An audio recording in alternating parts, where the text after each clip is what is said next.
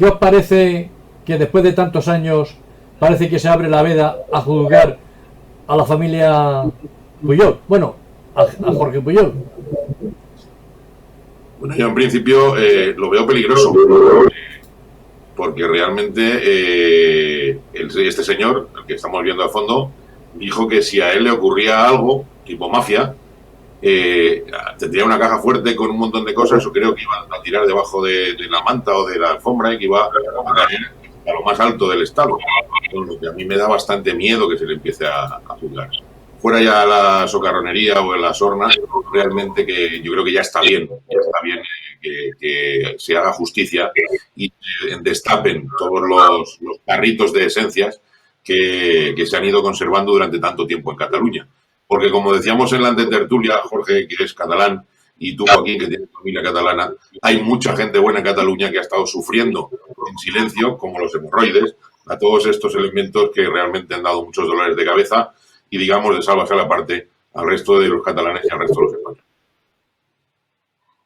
Yo lo que pienso es que realmente la vertebración de España en 17 autonomías no ha sido precisamente lo mejor de la Constitución. Creo que ahí es manifiestamente mejorable.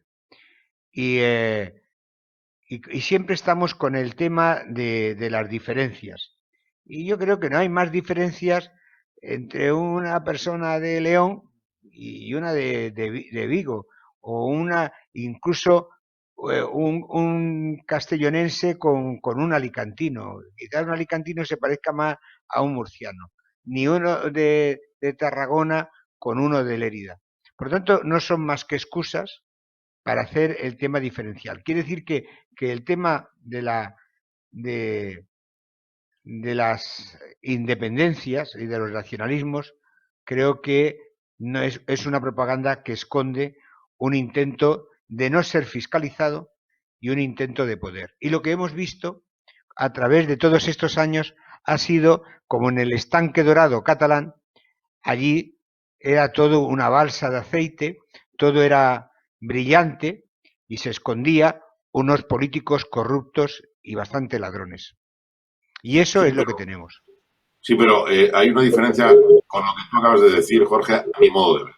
Y es que el ejemplo claro de que todos somos españoles y deberíamos todos ser más o menos iguales es cuando ocurre cuando nos vemos con otro español en Londres, en Berlín, o en Múnich, o en París. Cuando oyes chapurrear el español intentando hacerse entender con un camarero en Milán, o en Roma, o en Atenas, enseguida se te enciende la lucecita del oído e intentas buscar a ese paisano, a ese compatriota en sitio extraño. Pero el problema está cuando se trata de un catalán.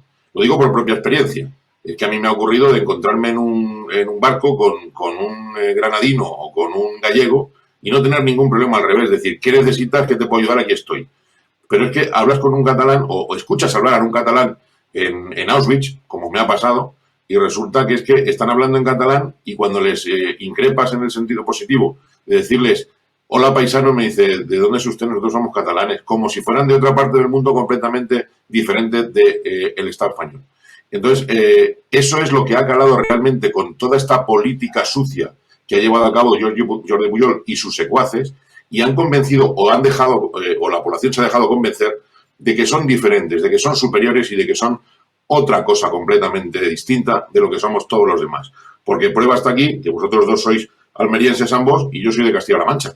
Y sin embargo, hablamos aquí fuera de micrófono y nos entendemos perfectamente. Y podemos discutir, podemos disentir, podemos postular cada uno una postura diferente acerca de una situación. Pero nos entendemos y además de eso confraternizamos. Y estoy seguro de que os habrá pasado lo mismo que a mí, de encontraros con un madrileño o con un vasco o con un aragonés fuera de España y que no haya ningún tipo de problema, sino todo lo contrario. Eso es lo que yo creo que tiene la gran diferencia con lo que tú estabas diciendo. Sí, hay 17 autonomías, se han llevado muy mal, administrados principalmente por los gobiernos nacionales de uno y otro signo, pero lo que sí es cierto también es que los catalanes, propiamente dicho, los paisanitos de a pie, se han dejado convencer de esa situación de lazo espectacular espectacular y ahora se creen de otra pasta. Y ya no solamente que tengamos dirigentes autonómicos diferentes o diferenciados como el señor Pujol, sino que los paisanos catalanes se creen que son de otra materia o de otro planeta, por así decirlo. Y eso, pues al fin y al cabo, repercutirá y repercute realmente hasta en situaciones de pandemia cuando dicen que la culpa ha vuelto a ser de Madrid, lo del COVID. Sí, eso es no tener en cuenta de que una calle por medio de Barcelona hay una ciudad dormitorio llena de antiguos emigrantes de diferentes partes de España. Y algunos de esos tienen la fe del converso y realmente son los más catalanistas, ¿no? Y eso lo ha propiciado todo un señor del cual ya advirtió Tarradellas que era un elemento peligroso, que hundió a Banca Catalana y que ha institucionalizado el robo como sistema de gobierno con el 3%, del cual copiaron el resto de partidos, porque cuando el PSOE o el PSUC, el PSC, ha gobernado en Cataluña, tampoco ha estado exento de ese 3%, ¿no? Es decir, han conformado un mundo aparte para que tuviesen bula y tuviesen, ya no solamente, como decías, en plan mafioso, sino que tuviesen organizada y dirigida absolutamente todas las capas de la sociedad. O sea, si tú, por ejemplo, ves quién es el presidente de Foment, presidente de la patronal catalana, es un político que ha estado un montón de años en el Parlamento por Convergencia y Unió. Por lo tanto, cuando habla ese señor, no habla como empresario, habla como político, ¿no? Que de algún, y así sucesivamente. Y claro, ¿y cuál era el interés? El interés era tener la impunidad para poder robar a manos llenas. Y la familia Pujol ha demostrado que efectivamente ha estado capitaneando esos desmanes. No se te olvide, con un pueblo completamente aborregado. Porque tú estabas diciendo el presidente de la Cámara de allí y el presidente del Fútbol Club Barcelona. Dime tú los desplantes del fútbol que siguen jugando en una liga española. Los futbolistas del Fútbol Club Barcelona, nacidos en el territorio español, siguen jugando en la selección, cobrando tácitamente, pero luego son los primeros en decir que son más catalanistas que ninguno y que aquello de la independencia, bueno, pues que hay que planteárselo porque tampoco falta razón. Entonces, ¿aquí a qué estamos jugando? ¿Al teto y los demás somos imbéciles o es que estos señores se creen que son de otro planeta? Me parece absolutamente ridículo y sobre todo lo que está ocurriendo es que ahora ya las culpas van a ser de Pujol porque se van a ir al juzgado, igual que fue el señor Artur Mas, etcétera, etcétera, igual que irán algunos más, igual que están otros 4 en la cárcel o han estado, porque ya se les ha soltado, pero es que tenemos un pueblo aborregado en Cataluña que les ha dicho que sí, absolutamente a todo. Y eso no es olvidable.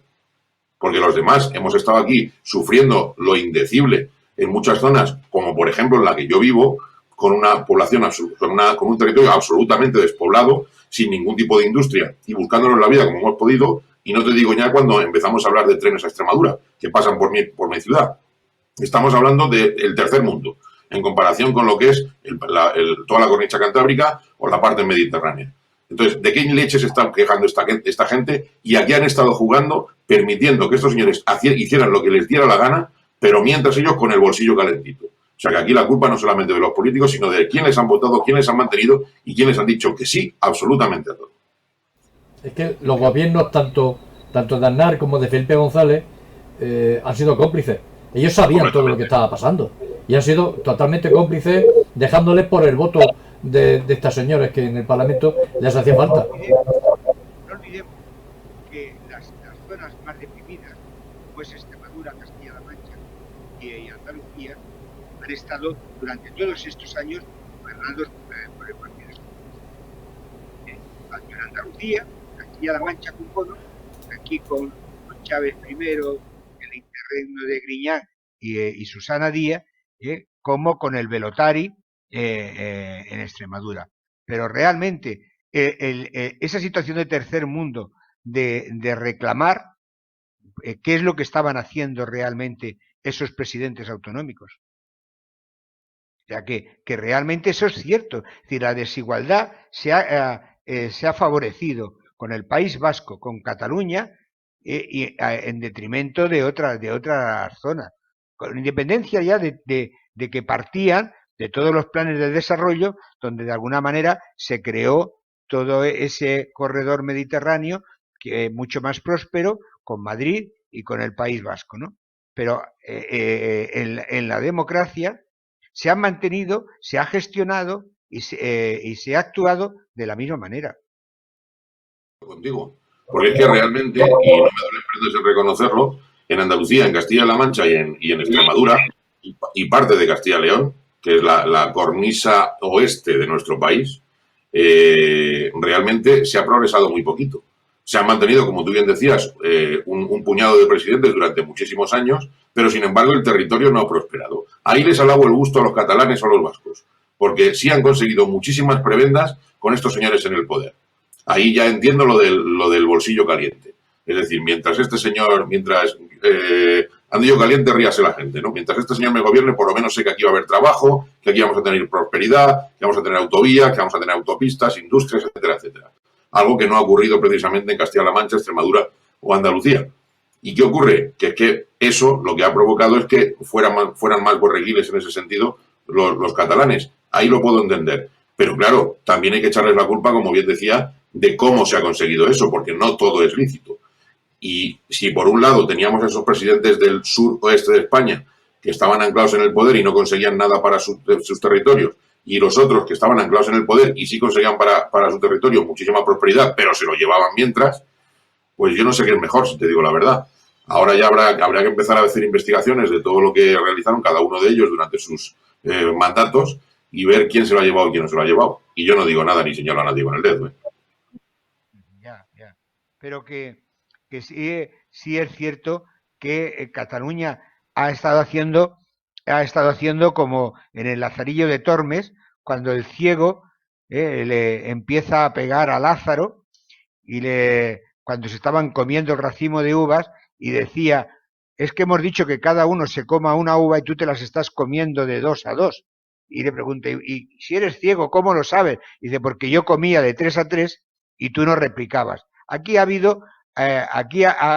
ocurrido algo parecido. Es decir, el PSOE instauró la corrupción, empezaron en Madrid con las basuras, mientras en Cataluña ya venía el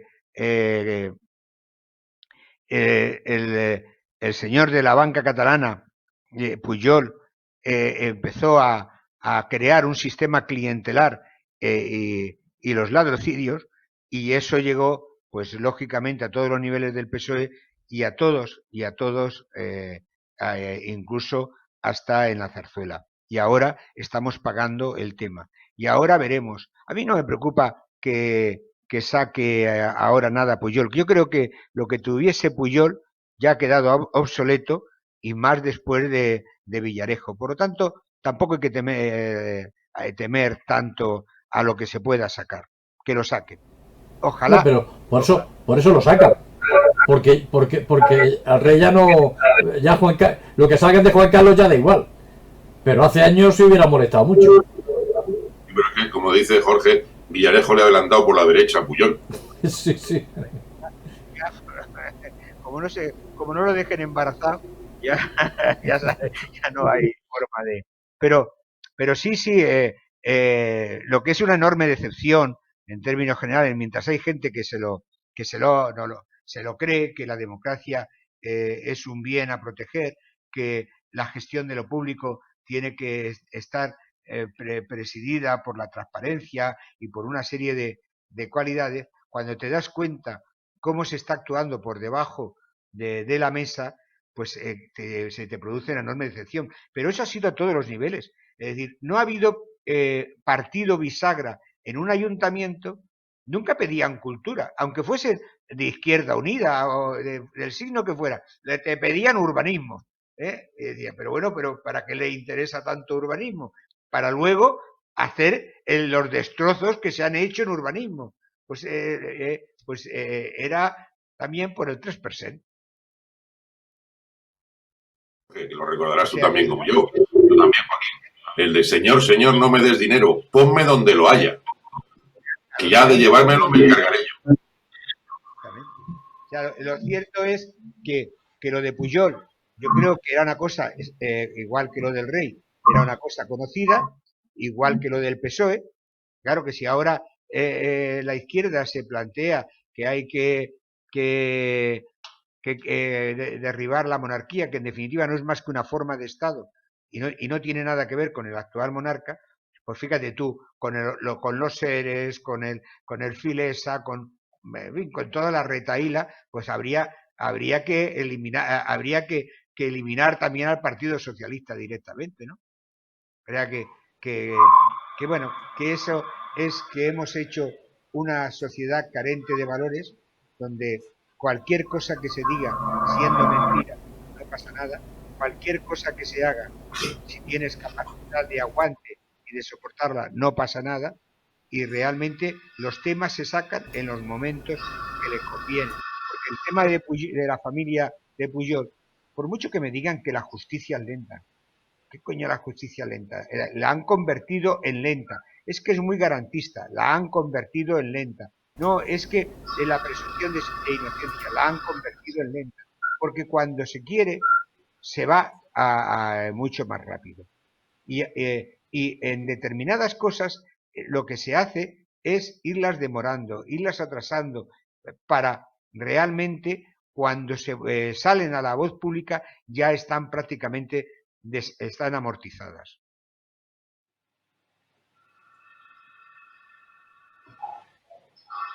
Es más, yo diría algo más, diría que de alguna manera hemos creado un país de pícaros en todos los sentidos, porque estamos hablando continuamente de la economía. Si yo sé que yo sé que estoy ya en el cesto de cerezas, estoy sacando y llegando. Estamos hablando de la economía sumergida, y dices, ¿por qué? ¿Dónde está cómo no va a haber economía sumergida si tú estás haciendo el salario mínimo vital? Pues estás creando a una gente que con el salario mínimo vital y una chapuza complementa su sueldo y vive perfectamente. Y así sucesivamente. En Extremadura, en parte de Castilla-La Mancha, en Andalucía, realmente ha habido momentos en los que la renta per cápita superaba al PIB per cápita. Y claro, ahora nos quejamos, como tú decías, no hay industria, no hay empleo, no hay... Claro, si se ha ido creando una red clientelar para que las cosas no se no se muevan. Cuando en el norte de España se hizo jubilaciones anticipadas, pues la muerte dulce, y además con gente en edad activa, pues, haciendo chapucitas y esto y lo otro. Claro, por eso tenemos un país con un índice tan alto de economía sumergida, porque de alguna manera muchas de las medidas sociales, si no tienen control, si no hay una búsqueda activa de empleo, si no hay determinadas cosas, no funcionan. Pero claro, es una red clientelar. Y eso lo han utilizado absolutamente todos.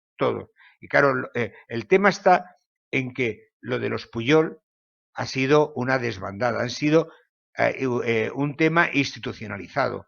Realmente las empresas en Cataluña lo tenían, salvo las grandes empresas, lo tenían muy difícil para entrar. ¿Por qué? Pues porque eso estaba ya todo amañado, desde los concursos públicos, las adjudicaciones, y el Estado mueve mucho dinero en contrataciones. Por lo tanto, han favorecido a las empresas amigas en detrimento del resto de las empresas.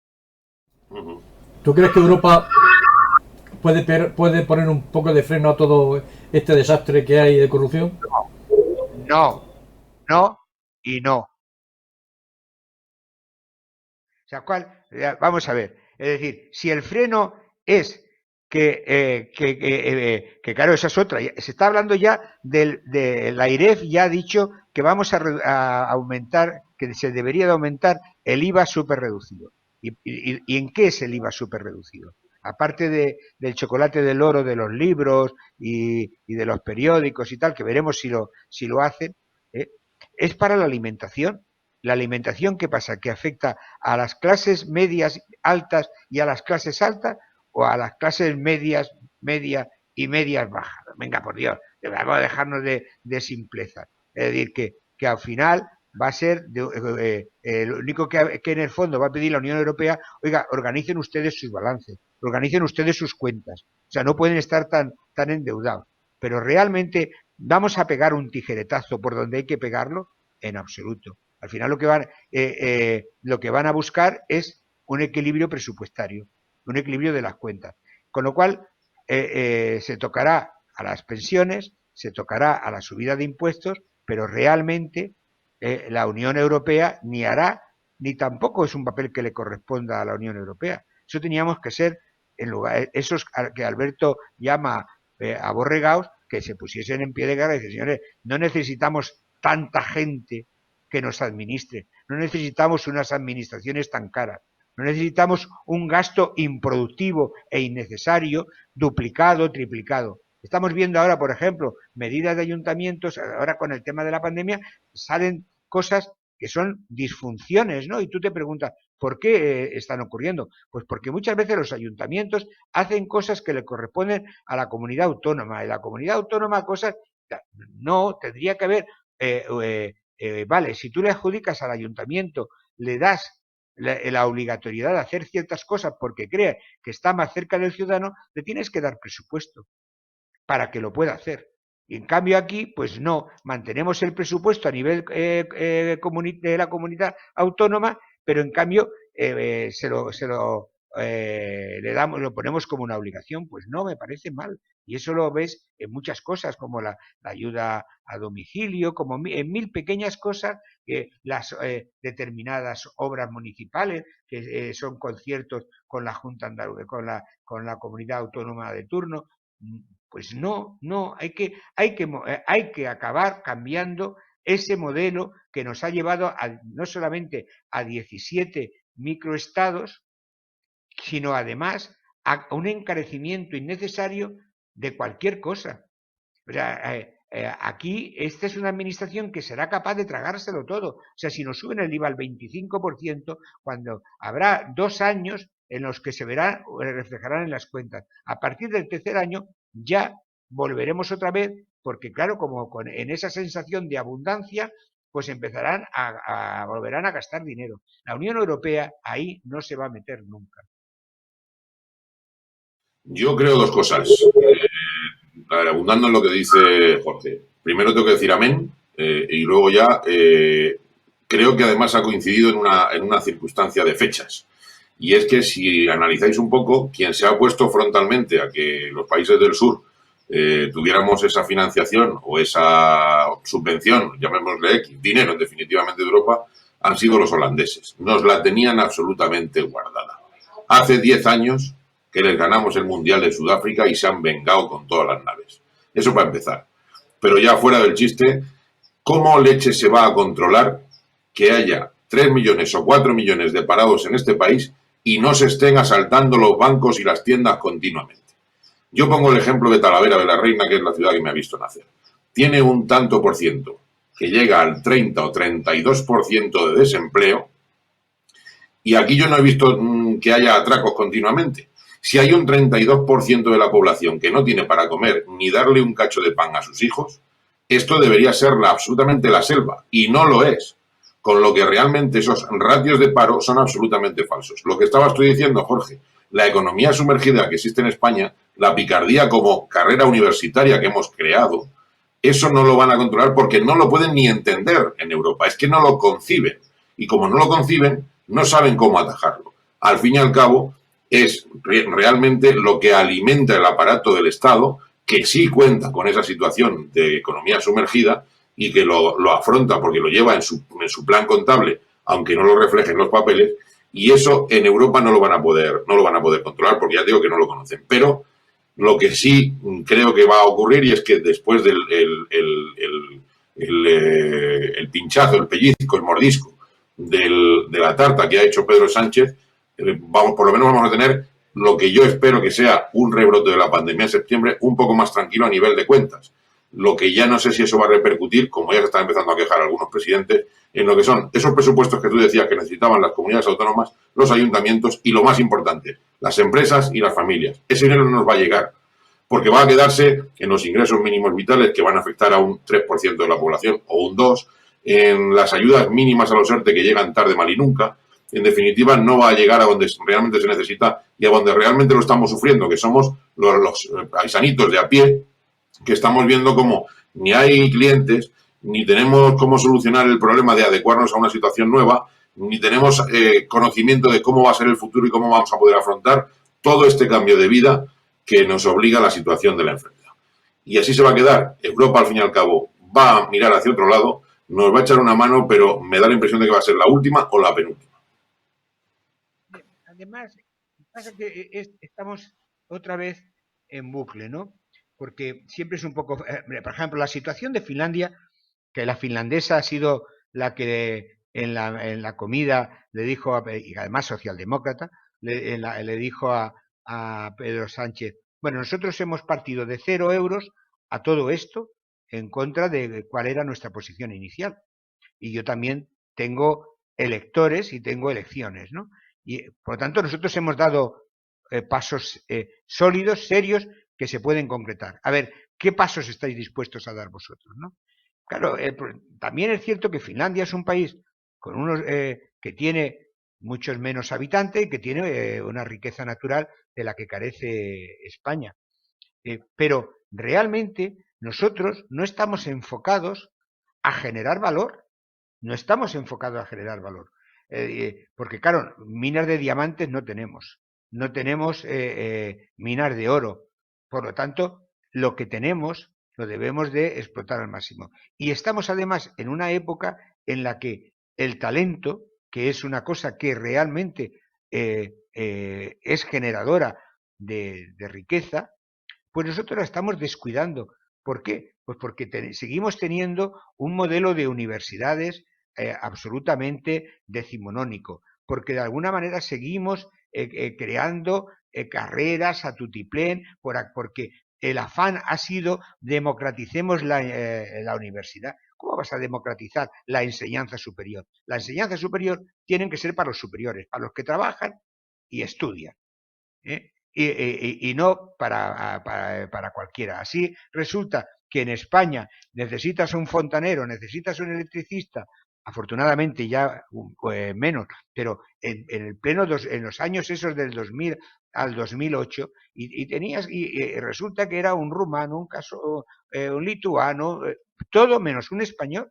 ¿Por qué? Pues porque no había gente con profesiones, de oficio. Y eso ha sido un enorme fallo. O sea, no, por ejemplo, Alemania no lo hace. Las cámaras de comercio están implicadas con la formación, para que la gente salga formada para lo que se necesita en las empresas. Con lo cual, es todo un proceso. Mimar a las empresas. Pues claro que hay que mimarlas. Es decir, aquí, por ejemplo, es muy difícil el número de empresas que se suceden familiarmente. ¿Por qué? Pues porque entre impuestos, entre trabas, acaba no compensando. Es decir, yo te puedo decir casos, por ejemplo, de una persona que se tiene que hacer cargo de la empresa porque el padre le da un ictus, y lo único que ocurre es que esa persona que está trabajando, el resto del tiempo se lo dedica a la empresa del padre. ¿Y qué es lo que hacen? Pues automáticamente le obligan a pagar autónomo, porque como ella tiene poderes, y le obligan a pagar autónomo. Pero es que además, si tú, esa familia decide, bueno, a este empleado que es mano derecha y tal, lo vamos a hacer gerente, lo estás le estás convirtiendo en una persona que va a tener un contrato de alta dirección, y si mañana se cierra la empresa, esa persona no tiene derecho a paro, siendo un empleado. O sea, cosas que de alguna manera lo que te van diciendo es que nosotros no estamos enfocados hacia los creadores de empleo. Y los empleadores son los empresarios, los que crean empresa. Perdón, no te oigo. Yo digo que ahí discrepo un poco, porque en este país lo que tú decías, realmente el encontrar en su momento un electricista, un fontanero de garantías era complicado. ahora ya está bastante más igualado, por así decirlo, las nacionalidades, la Eurovisión de los electricistas, por así decirlo, pero la formación profesional ha hecho mucho en ese sentido. Y se sigue evolucionando, despacio, pero se sigue evolucionando. En cuanto a las empresas familiares, y ahora después te diré por qué te hablaba de los electricistas, en cuanto a las empresas familiares no estoy de acuerdo contigo. Y lo digo por propio ejemplo. No por el mío, sino por gente de la familia cercana. Es que el problema de las familias en este país es precisamente la picaresca. El problema de las empresas familiares. Y es que la tercera generación es la que se carga siempre las empresas. Pero no ahora, sino anteriormente.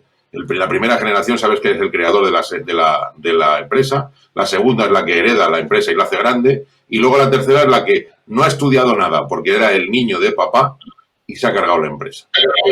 Pero aparte de tópicos, ya estamos hablando de las cosas concretas. No, si estoy de acuerdo contigo, es que los flecos que no ayudan a trabajar son... El padre que le da una, y que no muere, pero no está inhabilitado, una hija que es funcionaria, dice, bueno, yo empiezo, tiene que pedir la compatibilidad, después tiene que pagar, pero bueno, pero si resulta, o sea, que no hay facilidades, que todo es traba. O sea, nombrar a lo que yo te he dicho, nombrar a un empleado como gerente, automáticamente es un contrato de alta dirección. Contrato de alta dirección pagas exactamente igual en seguros sociales y todo, salvo que a ese hombre le has hecho un desgraciado. El día que se siente feliz que le han nombrado gerente de la empresa, lo que le han dicho es que él es un cargo de alta dirección y que no tiene paro, pero estamos hablando de empresas pequeñitas, de empresas de 15, 20, de 12 trabajadores. ¿Por qué? Sí, sí. ¿Por qué no puede tener paro si realmente él es un trabajador por cuenta ajena,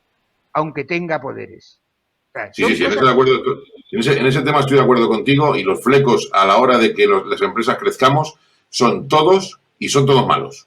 Pero voy con respecto a lo que decías antes de... ¿Perdona? Y al enfoque de las universidades a sacar licenciados como churros o egresados, para que quede más fino, y ahora por aquello de que ahora ya no son licenciados porque tienen el nivel de grado, sacar egresados, pero realmente dice, bueno, vamos a ver, ¿tú para qué necesitas tantos LADE, tantos en administración y dirección de empresa? ¿Cuántos directores va a haber en una empresa? En cambio, si claro, necesitas mandos intermedios y tal, pero realmente esa persona ya viene mentalizada de que él es... Pero ¿quién tiene la culpa de eso, Jorge? ¿Quién elige la carrera o quien ofrece la carrera? Quien ofrece la carrera. ¿Tú crees? Estoy convencido de quien pues ofrece yo creo la que carrera. No. Pues yo creo que no. Y te voy a decir por qué. Te voy a decir por qué. Porque en este país, ahora mismo, y en los últimos años también, estaba más buscado, estaba más valorado uno que sabía salir en una barra en la playa que un licenciado o un egresado de dirección y empresa. También te puedo decir que en las carreras técnicas estamos muy por debajo y en cambio otros tipos de carreras como en fin, no voy a nombrar ninguna para que no, porque todas son interesantes, pero incluso ciencias políticas, y ya lo hablamos en una ocasión, que realmente para qué sirve ciencias políticas. Es decir, pero si ciencias políticas no sirve para nada. Si el que quiere ser político con afiliarse a un partido en su juventud es suficiente de los 15 años, los escalones se los van a poner solos y ya está. Claro. ¿Para qué va a hacer un...? Pero que me refiero es que nos hemos centrado en que para que este país fuese un país realmente avanzado y democratizado es llenarnos de universidades y de carreras que después lo único que han hecho ha sido la gran frustración del paro. Es decir, es que un señor con una carrera y 2 másteres resulta que no le dan trabajo más que de dinero. Pero ¿cuál es el valor añadido que está aportando a la empresa?